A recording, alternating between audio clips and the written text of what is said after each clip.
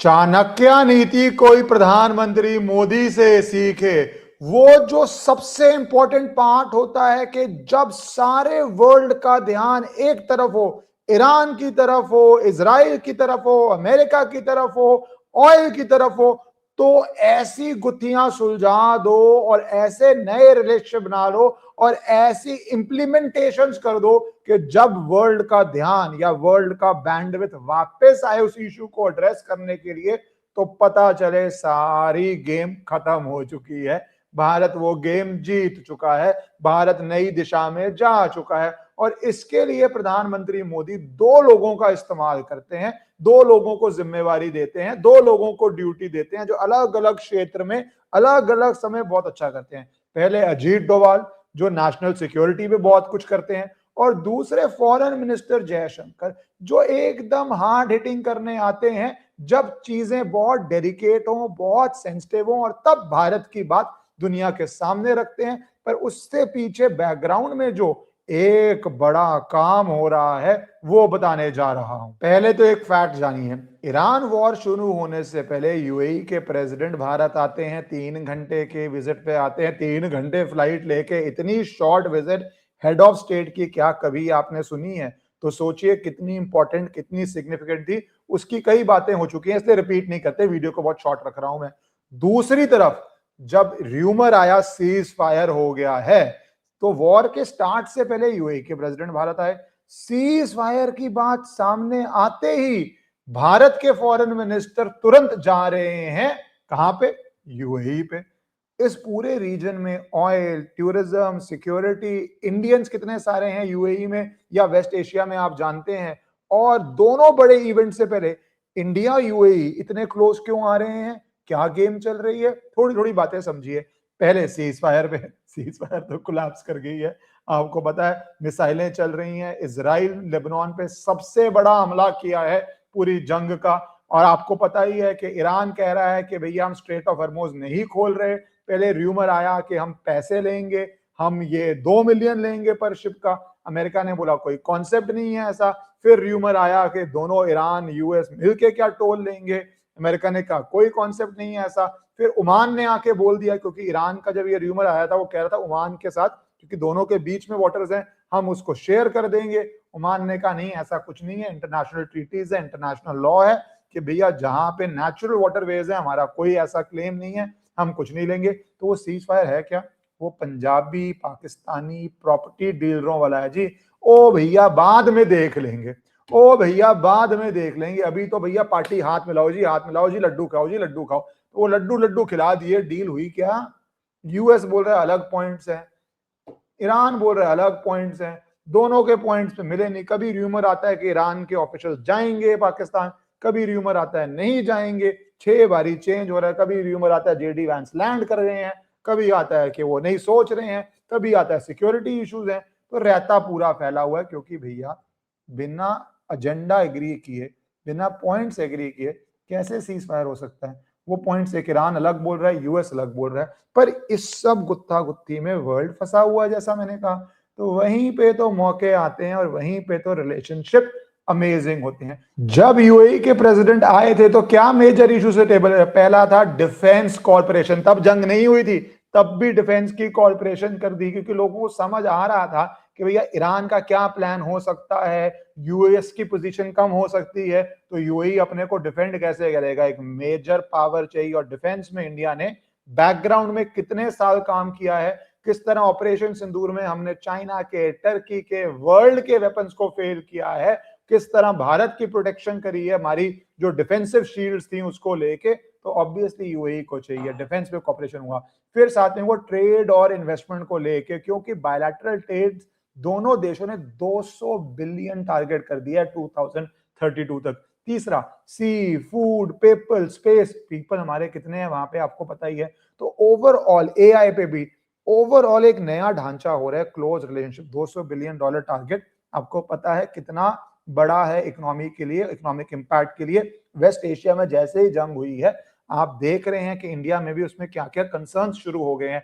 चाहे वहां पे इंडियंस की इन्वेस्टमेंट हो, चाहे वहां से जो भारतीय वापस पैसा भारत बेचते हो। तो जंग से पहले की ये मीटिंग थी। अब जब जयशंकर जा रहे हैं तो उसके बीच में एक और चीज होती है, वो ये होती है कि यूएई पैसा वापस मांगती है भैया, कि हमने जो $3.5 बिलियन बहुत साल पहले लोन किया था वो वापस करो पाकिस्तान से। पाकिस्तान के पसीने छूट जाते हैं, क्योंकि वैसे ही मैंने बोला पाकिस्तान से तो बड़ा सवाल ये है, आप पार्टी हो या आप ब्रोकर हो। जब वो मीडिएशन की बात करता है, मैंने इस पे थोड़ा ट्विस्ट मार दिया, वो फेमस खोसला के घोसले डायलॉग पे कि आप पार्टी हो या ब्रोकर हो। ट्विस्ट क्या है उसके अंदर, आप बेगर हो या आप ब्रोकर हो, क्योंकि भीख मांग के भी पैसा लेना है और एज अ ब्रोकर भी आपको कमीशन लेनी है। पर ब्रोकर तो ढंग से काम करता है। यहाँ पे तो दोनों साइड बोल रही हैं भाई एग्रीमेंट ही सेम नहीं है, समझौता ही सेम नहीं है। पाकिस्तान को बस पैसा चाहिए, यूएई को वापस करना है। और उस पैसे से कितनी चिड़ मची होगी पाकिस्तान को कि वो बातें करनी शुरू हो गया ऐसी कि वहां के सीनियर नेता बोलना शुरू हो गए कि यूएई की पॉपुलेशन ऐसी है 10 मिलियन, जिसमें से 4.3 मिलियन इंडिया से हैं, और ऐसा ना हो आप अखंड भारत का हिस्सा बन जाओ। इनकी अखंड भारत से बहुत फटती है, इनको जो टेंशन आती है अखंड भारत से वो आपको पता ही है। तो ये यूएई को बोल रहे हैं यूएई अखंड भारत का हिस्सा ना बन जाओ। हाँ, बड़ी यूएई जैसे पैसे वाले देश को जो लोन तुम्हें देता है और तुम लोन को सेलिब्रेट करते हो और तुम्हारी हालत टाइट हो जाती है जब लोन वापस मांगता है, तो वो आप मॉक करने की कोशिश कर रहे हो, क्योंकि दूसरा सेनेटर बोलता है कि ये अखंड भारत रिस्क है, वो हेल्पलेस है। तो देखिए, इन सबको अखंड भारत, इंडिया में कुछ लोगों को धुरंधर धुरंधर दिखती है, पाकिस्तान में लोगों को अखंड भारत दिखता है। बट उनके पास भी कुछ इंटेलिजेंस है। उनको लगा होगा यूएई प्रेसिडेंट ने विजिट की इंडिया में जंग से पहले जनवरी के अंत में, और उसके बाद जब वो विजिट थी एकदम से विजिट के बाद हमसे लोन वापस मांग रहे हैं। अच्छा, उनको ये भी पता है कि पाकिस्तान में किस तरह सनातन के विरुद्ध वो चलते हैं। आपको पता है पाकिस्तान में किस तरह मंदिरों की हालत करी है, आपको पता है गुरुद्वारों की क्या हालत करी है पाकिस्तान के अंदर। और यूएई में क्या हो रहा है भैया, टेंपल पे टेंपल बन रहे हैं, इतने बड़े बड़े टेंपल बन रहे हैं जिसके अंदर अप्रोक्सीमेटली 27 एकड़ लैंड है, जिसके अंदर $95 मिलियन कॉस्ट है, जिसके अंदर पिंक सैंडस्टोन राजस्थान से आया है, जिसके अंदर व्हाइट मार्बल आया है, जिसके अंदर पूरा ऑब्वियसली यूएई गवर्नमेंट का, वहां की रॉयल फैमिली का full green light, full support है, तभी वहां पे बन रहा है। और ये रिश्ते कल्चरल टाइज भी डीप हो रहे हैं। भारत सबसे अच्छे रिश्ते रख सकता है जो भारत से अच्छे रिश्ते रखना चाहे और भारत के हित में आए, और भारत भी उसका हित करेगा। $200 बिलियन ट्रेड मजाक नहीं हो रहा, मोर देन ट्रेड। यूएई को तो इस समय डिफेंस चाहिए भाई साहब। 2 घंटे की मीटिंग, 3 घंटे की मीटिंग के लिए यूएई प्रेसिडेंट का आना मजाक नहीं है। कितना सेंसिटिव चीज होगी कि वो चाहते नहीं कोई और सुन पाए, direct PM to UAE leadership बात हो, उनके बीच में ही अंडरस्टैंडिंग हो। अब जयशंकर जी जा रहे हैं इस कॉन्टेक्स्ट में। आप देखिए, जब सीज फायर की बात चल रही है, जहां पे यूएई पाकिस्तान से लोन ले रहा है, जहां पे डिफेंस पैक्ट हो रहा है, जहां पे यूएस का प्रेशर है कि सिर्फ डिफेंस यूएई यूएस से ले, बट यूएई देख चुका है कि यूएस के आने की वजह से यूएई वनरेबल भी होता है। जहां पे यूएई, और अगर आप देखिए स्पेसिफिकली दुबई और रसल खेमा में भी कुछ चीजें हो रही हैं जहां पे वो अपने आप को टूरिस्ट इकोनॉमी, रेजिडेंशियल प्रॉपर्टीज बेचने वाली economy, hotel, lifestyle, AI, data centres की तरफ इकोनॉमी बनाना चाह रहा है। कि ऑयल का एक प्ले है, साइकिल्स हैं, वो प्ले जैसे से कम हो रहा है, तो किसकी प्रोटेक्शन चाहिए पूरे रीजन में जो पीस और सिक्योरिटी इंश्योर करे। और उसके लिए लीडरशिप के अंदर ट्रस्ट चाहिए, उसके लिए राइट हैंड मैन। और फॉरेन अफेयर्स में जयशंकर जी की परफॉर्मेंस आप भूलिए मत। बहुत लोग मजाक उड़ाने की कोशिश करते हैं उनका लेजर आईज, ये आईज, पर आप बताइए, जब पूरा यूरोप पीछे पड़ा हुआ था कि भारत रशिया से तेल ना ले, भारत रशिया से तेल लेते रहा। और क्या मुंह तोड़ जवाब था यूरोप का कि आप एक दिन में उतना गैस लेते हैं, एक दिन में उतनी एनर्जी लेते हैं रशिया से जितनी हम पूरे साल में नहीं लेते उस समय। और ये स्टेटमेंट देने का समय होता है, उस समय हम 1% से नीचे लेते थे। बाद में जयशंकर जी ने स्टेटमेंट नहीं दी, क्योंकि लेते रहे हम ऑलमोस्ट 40% पे पहुंच गए। पर राइट समय पे राइट स्टेटमेंट देके यूरोप को चुप करना, या जो दूसरी स्टेटमेंट मुझे बहुत अच्छी लगती थी उनकी यूरोप के समय, जब कहते थे Europe thinks Europe's problem is the world's problem, Ukraine was a European problem, it's the world problem. जैसे आज कुछ लोग ईरान को बताना चाहते हैं कि भारत की प्रॉब्लम, भारत स्टैंड ले, भारत रिएक्ट करे, भारत सॉल्व करे। क्यों करे भाई? कौन सा बड़ा देश सॉल्व कर रहा है? क्या है ऑफिशियल स्टेटमेंट जी जिनपिंग की चाइना की? चाइना के बहुत बच्चे हैं यहाँ पे, कौन सा बच्चा चाइना से पूछो चाइना की क्या स्टेटमेंट है ऑफिशियल? और चाइना का तो बहुत स्टेक है ईरान में। रशिया की क्या स्टेटमेंट है ऑफिशियल? भारत क्यों दे ऑफिशियल स्टेटमेंट? जब रहता फैला हुआ मैस है, सुबह पता नहीं क्या कर रहा है ट्रंप, दोपहर को पता नहीं क्या कर रहा है, रात को पता नहीं क्या कर रहा है, ईरान सुबह क्या कर रहा है, दोपहर को क्या कर रहा है, रात को क्यों घुसो किसी के बखेड़े में? अपना क्या लेना देना? अपने को अपनी जो रिक्वायरमेंट्स हैं उनको इंश्योर करना है, और वो एक बड़ी रिक्वायरमेंट का हिस्सा जंग जितने भी दिन चले, यूएई एक मैसिव प्लेयर है। जितनी भी देर ये जंग चलनी है चलने दो, भारत को तो यूएई के साथ अपने रिश्ते करने। अब जो जयशंकर जी जा रहे हैं उसका कुछ औपचारिक एजेंडा है।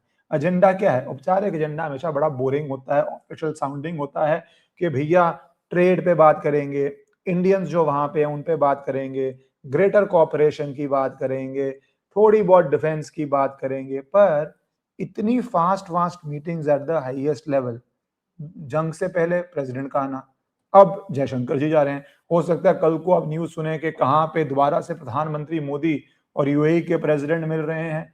तो ये जो डीपनिंग ऑफ कॉर्पोरेशन है, इसके पीछे मेरे अनुसार, मैं अपने 2-3 व्यू देता हूं। पहला है कि किस तरह जो पूरे रीजन का डिफेंस रीइमेजिन हो रहा है, क्योंकि यूएस के अंदर ही सवाल उठ रहे हैं कि यूएस क्या सुपर पावर है, इतनी बड़ी पावर है तो क्यों नहीं स्ट्रेट ऑफ हॉर्मुज खुलवा पा रही? ये यूएस के अंदर सवाल हो रहे हैं।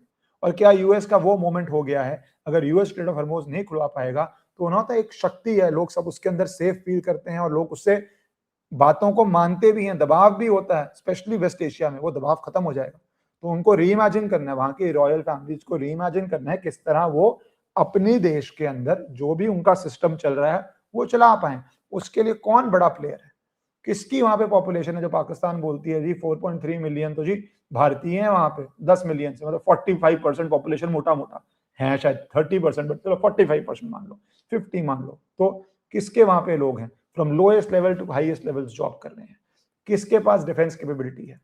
किसके पास डिफेंसिव कैपेबिलिटीज हैं कि जो मिसाइल्स का खतरा है? क्योंकि भाई जैसे जैसे यूएई में बड़ी बड़ी बिल्डिंग्स बनेगी उनकी वनरेबिलिटी भी बड़ी बनती है, और वो टूरिस्ट इकोनॉमी है, वहां पे लोग एक्सपीरियंस के लिए जा रहे हैं, उनका बहुत लॉस होता है वॉर चलने से, कोई जाएगा ही नहीं।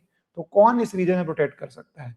और इसके बदले में भारत को जब यूएस प्रोटेक्ट करता था तो यूएस को बहुत बेनिफिट्स मिलते थे, उसकी इकोनॉमी को भी। तो जब इंडिया प्रोटेक्ट करेगा, डिफेंस सप्लाई करेगा और बाकी जो रीजनल में इंटेलिजेंस होती है और जो एक सपोर्ट होता है वो देगा, तो उसके बदले में भारत की भी बहुत सारी डील्स होंगी जिसमें भारत का बहुत ज्यादा फायदा होने जा रहा है। तभी ये पाकिस्तान का डर अखंड भारत बनने जा रहा है। अगर सारी कॉर्पोरेशन हो जाए तो भारत की शक्ति बढ़ती है, भारत की इन्फ्लुएंस बढ़ती है। और इस समय जो बेस्ट बात है, जो मेजर उस एरिया का प्लेयर है यूएस, इतना ज्यादा ट्रैप्ड हो गया ईरान के अंदर, इतना ज्यादा ट्रैप्ड हो गया ईरान के अंदर कि वो नई जगह कहीं पे भी डिसीजन लेने की, इन्फ्लुएंस करने की, शक्ति लगाने की पोजीशन नहीं। और ऐसे गैप में भारत में जो कहते हैं ना मौके पे चौका मारना, ये तो मौके पे मोदी सरकार छक्का मार रही है। बहुत बहुत बहुत इंटरेस्टिंग टाइम पे इंटरेस्टिंग सॉल्यूशन लाके एक डीप लॉन्ग टर्म प्लान है जिसमें पाकिस्तान के और वर्ल्ड के भी, क्योंकि बहुत इंपॉर्टेंट रीजन है, पसीने निकल रहे हैं। सही में यही होना चाहिए, यही है चाणक्य नीति।